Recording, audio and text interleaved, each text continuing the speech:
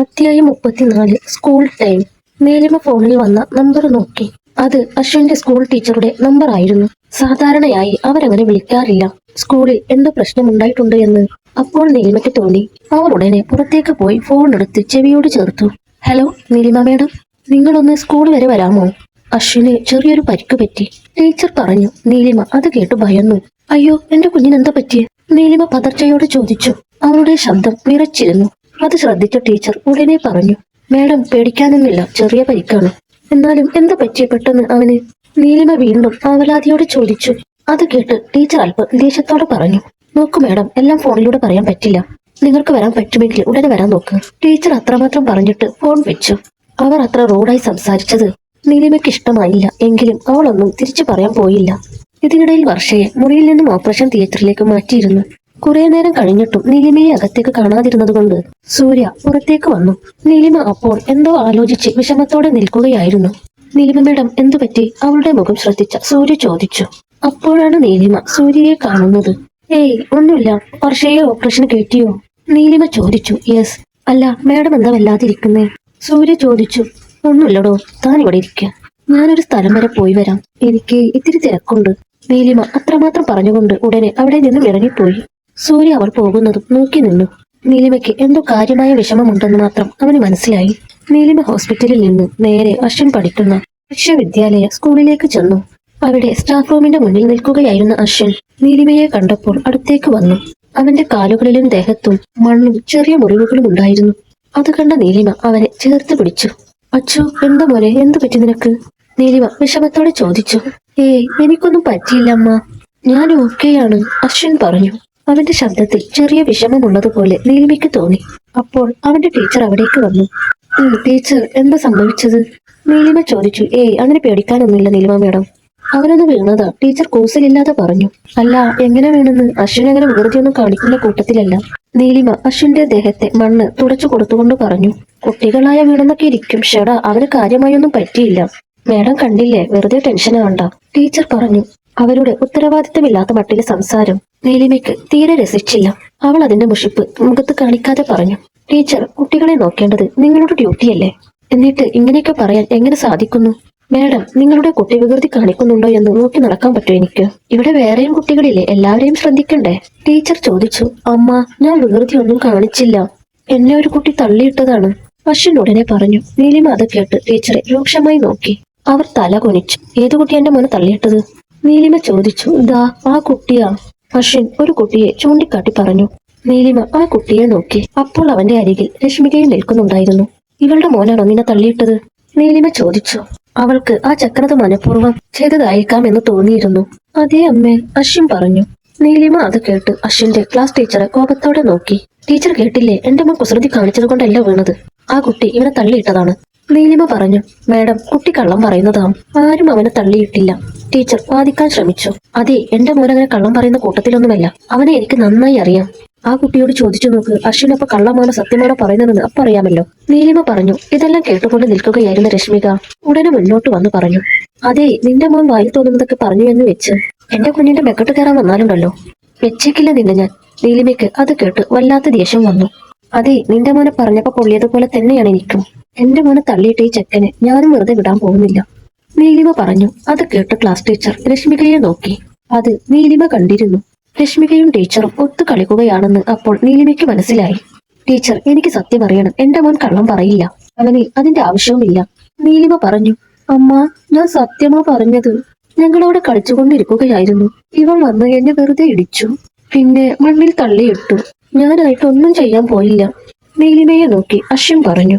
സാരല്ലച്ചോ, ഇവരൊക്കെ കള്ളം പറയുന്നതാ, അമ്മയ്ക്കറിയാം, ടീച്ചറിന്റെ നേർക്ക് തറപ്പിച്ചു നോക്കിക്കൊണ്ടാണ് പറഞ്ഞത്. നിന്റെ മോൻ മാത്രം വലിയ പുണ്യാളനാണല്ലേ? രശ്മിക ചോദിച്ചു. അതെ, എന്റെ മോൻ കള്ളം പറയില്ല എന്ന് തന്നെയാണ് ഞാൻ ഇപ്പോഴും പറയുന്നത്. സംശയമുണ്ടെങ്കിൽ നിന്റെ മോനോട് ചോദിച്ചു നോക്ക്, അപ്പ അറിയാലോ, നീലിമ ചോദിച്ചു. രശ്മികയ്ക്ക് അത് കേട്ട് ദേഷ്യം വന്നു. ഡാ, നീ ആ ചക്കനെ തള്ളിയിട്ടോ? രശ്മിക മകനോട് ചോദിച്ചു. ഏയ്, ഇല്ല മമ്മി, രശ്മികയുടെ മകൻ പറഞ്ഞു. അവൻ പറയുന്നത് കള്ളമായെന്റെ. അശ്വിൻ പറഞ്ഞതാ സത്യം.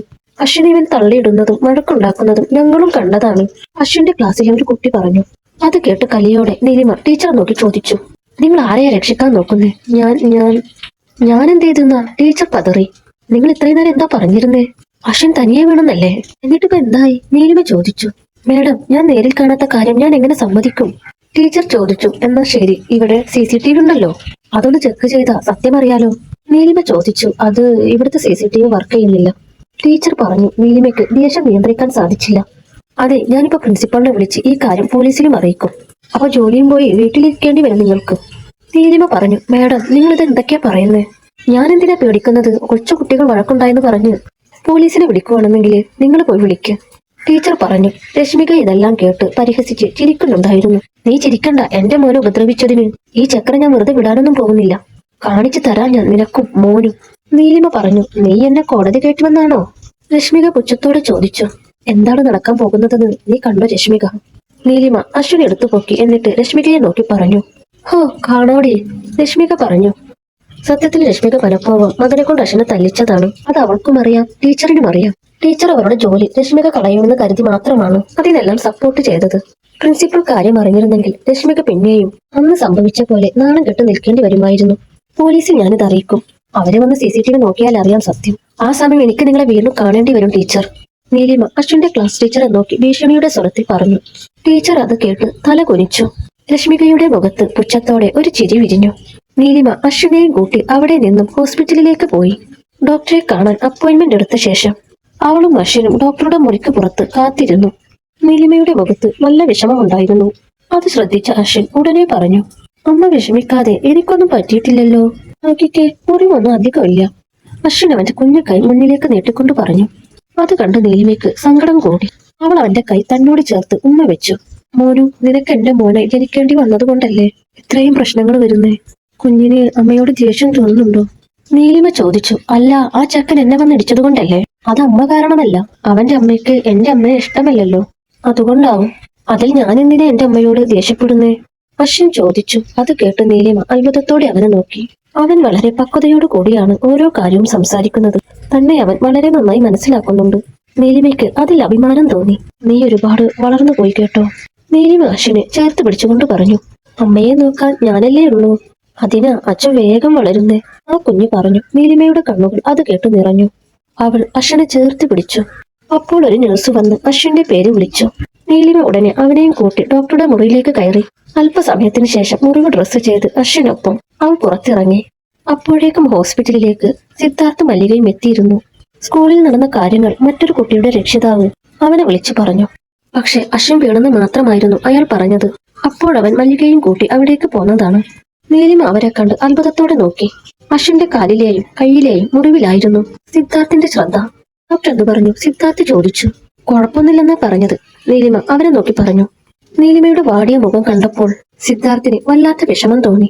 അപ്പോൾ മല്ലിക അശ്വിനെ നീലിമയുടെ കയ്യിൽ നിന്ന് വാങ്ങി. മോനെ അച്ഛോ, ഇതെങ്ങനെ പറ്റിയതാണ്? മല്ലിക വിഷമത്തോടെ ചോദിച്ചു. അശ്വിന്റെ കയ്യിലെ മുറിവ് കണ്ടപ്പോൾ ആ സ്ത്രീക്ക് വല്ലാതെ മനസ്സ് വേദനിക്കുന്നത് പോലെ തോന്നിയിരുന്നു. ഞാനൊന്നും ചെയ്തില്ല മല്ലിക മുത്തശ്ശി, അശ്വിൻ പറഞ്ഞു. അശ്വിന്റെ വിഷമത്തോടെയുള്ള സംസാരം കേട്ടപ്പോൾ സിദ്ധാർത്ഥ് അവനെ എടുത്തു. എന്നിട്ട് പറഞ്ഞു. ഡാഡിയുടെ അച്ഛൻ ഭയങ്കര സ്ട്രോങ് ആണ്. അവന് ചെറിയ വീഴ്ചയൊന്നും ഒരു പ്രശ്നമേ അല്ല, അല്ലേ അച്ഛൻ? സിദ്ധാർത്ഥ് ചോദിച്ചു. അതെ ഡാഡി, എനിക്കൊരു പ്രശ്നവും അശ്വിൻ പറഞ്ഞു. സിദ്ധാർത്ഥ് അശ്വിനോട് സംസാരിക്കുന്നത് നോക്കി അമ്പരന്ന് നിൽക്കുകയായിരുന്നു നീലിമ. സ്വന്തം കുഞ്ഞിനോട് ഒരച്ഛൻ എങ്ങനെയാണോ സംസാരിക്കുന്നത്, അതേ രീതിയിലാണ് കുറച്ചു നാളുകളായി സിദ്ധാർത്ഥ് പെരുമാറുന്നത്. അശ്വിന് സിദ്ധാർത്ഥിനെ പോലെ ഒരാൾ അച്ഛനായി ഉണ്ടായിരുന്നെങ്കിൽ ഉറപ്പായും അവനെ നല്ല നിലയിൽ എത്തിച്ചേന്. ശരിക്കും സിദ്ധാർത്ഥ് അശ്വിന്റെ അച്ഛനായിരുന്നുവെങ്കിലെന്ന് നീലിമ ആഗ്രഹിച്ചു. അശ്വിൻ അത്രത്തോളം സിദ്ധാർത്ഥിനെ സ്നേഹിക്കുന്നുണ്ട്. അവൻ അടുത്ത് വന്നപ്പോൾ അശ്വിൻ വേദനയെല്ലാം മറന്ന് അവനോട് കൊഞ്ചി സംസാരിക്കുന്നത് നീലിമ അത്ഭുതത്തോടെ നോക്കി നിന്നു. നീ എന്താ ഉണ്ടക്കണ്ണം ഇടിച്ച് നോക്കി നിൽക്കുന്നേ? വരുന്നില്ലേ? സിദ്ധാർത്ഥ് ചോദിച്ചു. അത് കേട്ട നീലിമ വരുന്നു എന്ന അർത്ഥത്തിൽ തലയാട്ടി. അവളുടെ മുഖത്ത് അപ്പോഴും സങ്കടം മാറിയിരുന്നില്ല. സിദ്ധാർത്ഥിന് അത് കണ്ട് വിഷമം തോന്നിയിരുന്നുവെങ്കിലും അവൻ അതിനെക്കുറിച്ച് അവളോട് ചോദിച്ചില്ല. അശ്വിൻ വീണത് കൊണ്ടാവാം നീലിമയ്ക്ക് അത്ര വിഷമമെന്ന് സിദ്ധാർത്ഥ് ഊഹിച്ചു.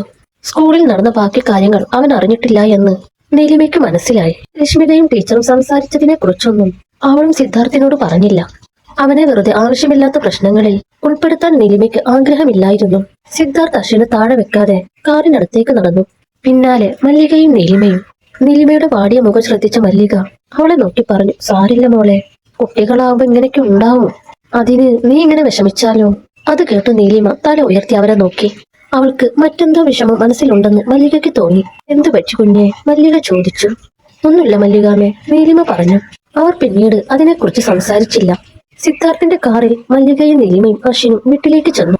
വീട്ടിലെത്തിയ ഉടനെ അശ്വിനെ കുളിപ്പിച്ച നീലിമ ഫുഡ് കൊടുത്തു. അവൻ കഴിക്കാൻ മടി കാണിക്കുന്നത് കണ്ടുകൊണ്ടാണ് സിദ്ധാർത്ഥ് മുറിയിൽ നിന്ന് അവിടേക്ക് വരുന്നത്. എന്താ അച്ഛമ്മ ഫുഡ് കഴിക്കാത്തത്?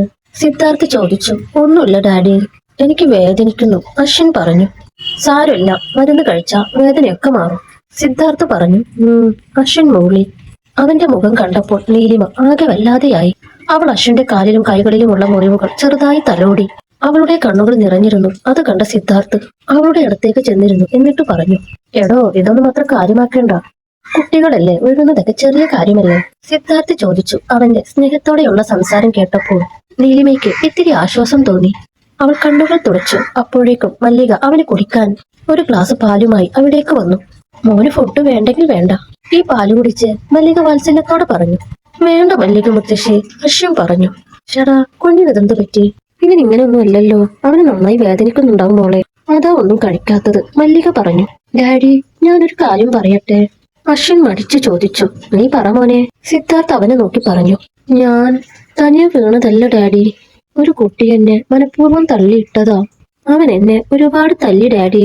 അവന്റെ അമ്മയും കൂടെ ഉണ്ടായിരുന്നു. എനിക്ക് അച്ഛനില്ലെന്നൊക്കെ പറഞ്ഞ് അവരൊരുപാട് കളിയാക്കി, അശ്വിൻ വിഷമത്തോടെ പറഞ്ഞു. അത് കേട്ട് സിദ്ധാർത്ഥിന്റെ മുഖം ദേഷ്യം കൊണ്ട് ചുമന്നു. അവൻ ഇരുന്നിടത്ത് നിന്നും എഴുന്നേറ്റു.